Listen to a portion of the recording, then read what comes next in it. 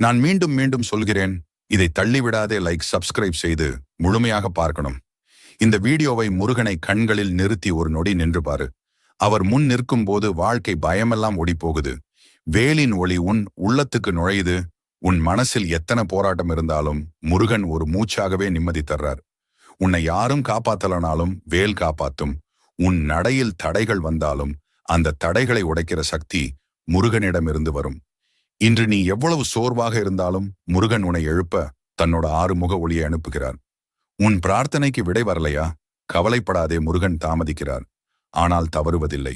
உனக்கு சரியான நேரம் வந்ததும் வாழ்வை தலைகீழா மாற்றி விடுவார். வேலின் முனை போல உன் பாதை நேராகும். எதிரிகள் பேசிய விஷமெல்லாம் வீணாகும். ஏன்னா முருகன் உன்னை பார்த்து சிரிக்கிறார்.